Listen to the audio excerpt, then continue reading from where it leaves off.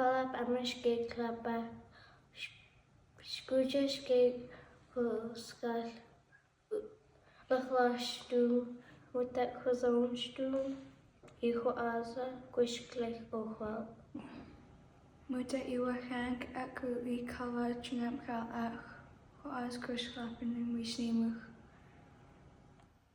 Hoskakwe Kukshamuklash Ishka Klashkacha Ko Iwagostum Kakish Betino Shmiha Muta Ishamala Iha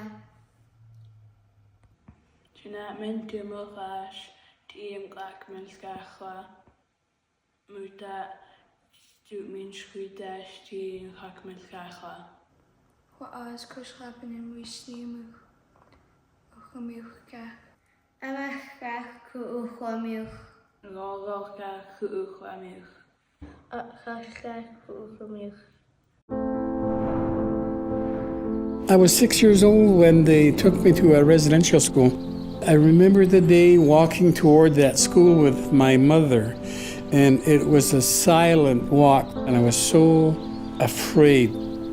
20 or 30 little kids herded into the showers, and then your body being painted in white liquid of some kind, your hair cropped and then doused in kerosene. And that was pretty traumatizing. The school held roughly 220 people, half boys, half girls, and we were segregated. If I was caught waving at my sister, there'd be a punishment for it. And so as a result of that segregation, I never really learned any social skills that young people should be learning as they grow up. From a religious and spiritual perspective, of course, the churches lobbied hard to convert indigenous people, Aboriginal people. They said that we were heathen and pagan. They targeted language in those things we had learned through all of millennia to know where we came from, to know who we were, as something that had to be eliminated. Before that time, I lived in a place called Guayastums. They call it Guilford Island now. We harvested from the forest all of the animals that we needed to provide us sustenance, and from the ocean in front of us as well, all of the species of whales and mink and fish. And I had a connection to the environment around us. And so after having spent years in those schools, by the time we were ready to leave, most of us were pretty broken. Many of us, including myself, descended into addictions, alcoholism, and violence, and it was pretty difficult.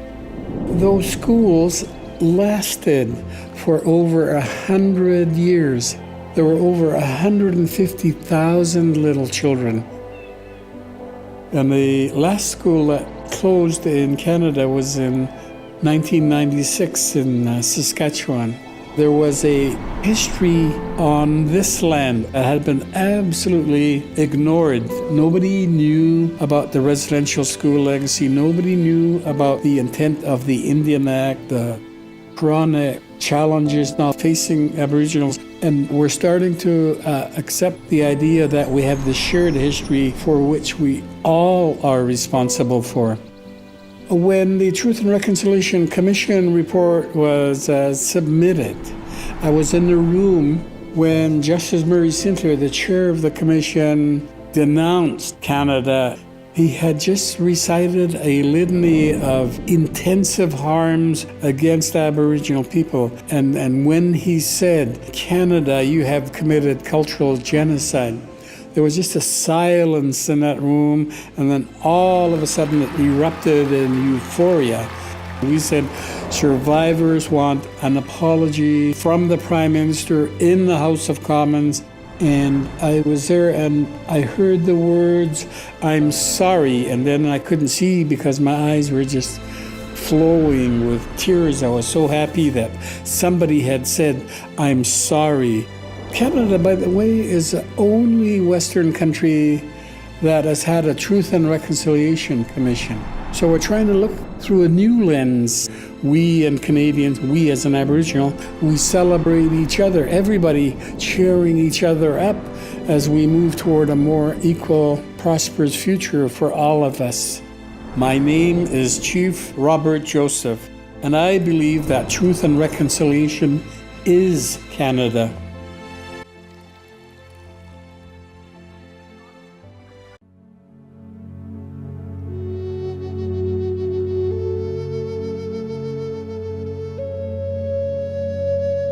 When I turned 6 in July of 1973, and Granny got me and my cousin ready to go to school, and I chose a bright orange shirt. What I say is it was bright and exciting, just like how I felt to be going to school for the first time.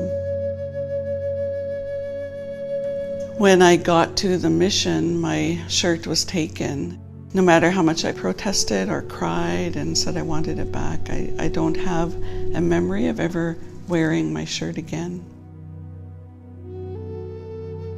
Growing up in my family, we didn't talk about residential school, and really I never told anybody my orange shirt story.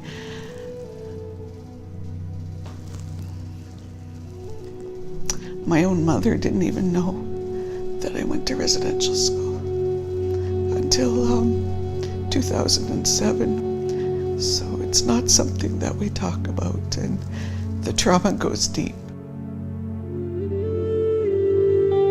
The first Orange Shirt Day was September 30th, 2013. So Orange Shirt Day was created to honor survivors and their families and to remember those that never made it home. We decided on September because that's when the children were taken from their homes and their families.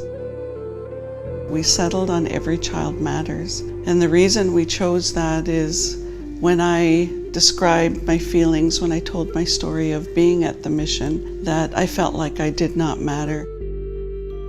What's the saying? We can't heal from something we don't talk about. And that's the thing. Orange Shirt Day was created for conversation. As long as that's happening, it's helpful.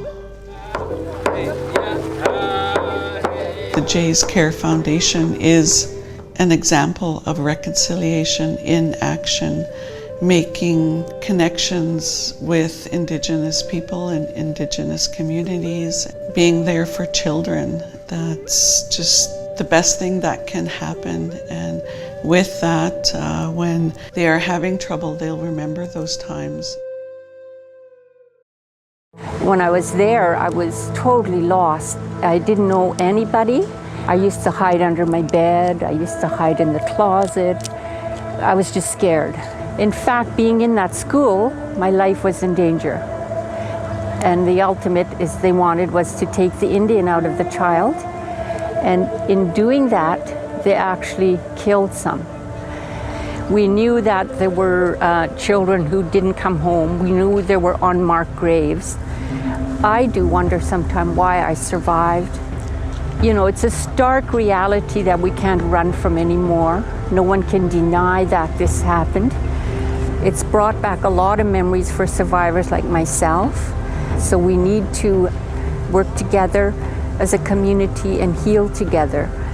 As a survivor, I carry a certain amount of responsibility to have the truth known.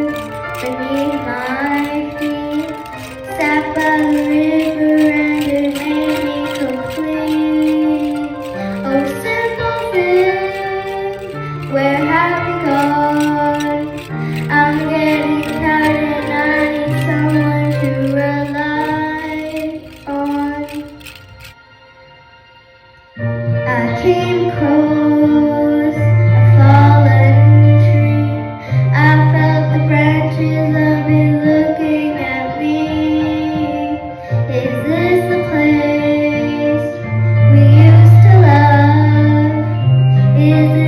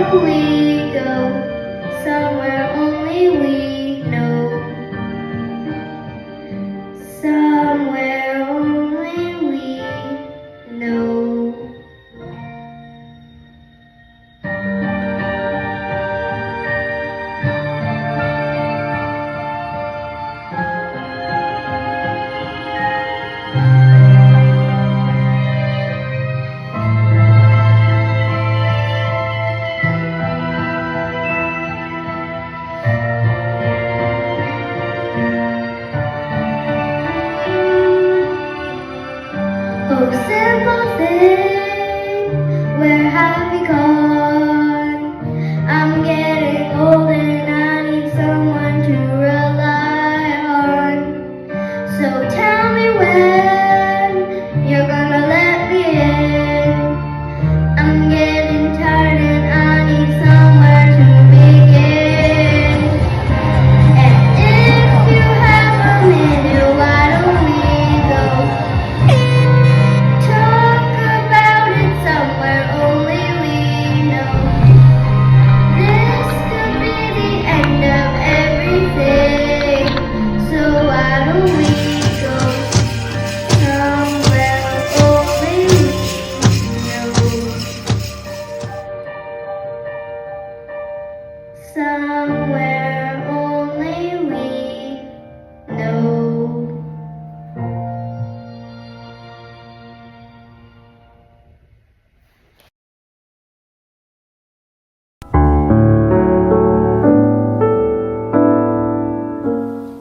I'm wearing orange today to remember. Remember the children who lost their identity. They lost their names and became numbers. They lost their indigenous language and had to learn English.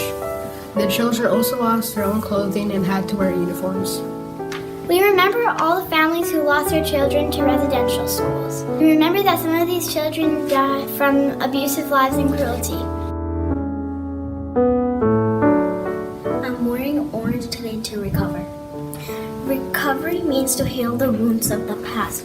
Indigenous people lost their families, language, and culture. Now we want to help recover all the things that were lost. The teachers took their indigenous languages away. The children have to recover their own languages now. The teachers called the students by number. Now the children have to recover their indigenous names. The teachers separated siblings from one another in the residential schools. Now the children have to recover their relationships with brothers and sisters and other family members. Orange today to reconcile. Reconciliation means to forgive. Indigenous people were hurt by residential schools. They were taken away and treated terribly, and forced to give up their language and even their names. Remember the students who didn't make it and those who got scarred for life who did.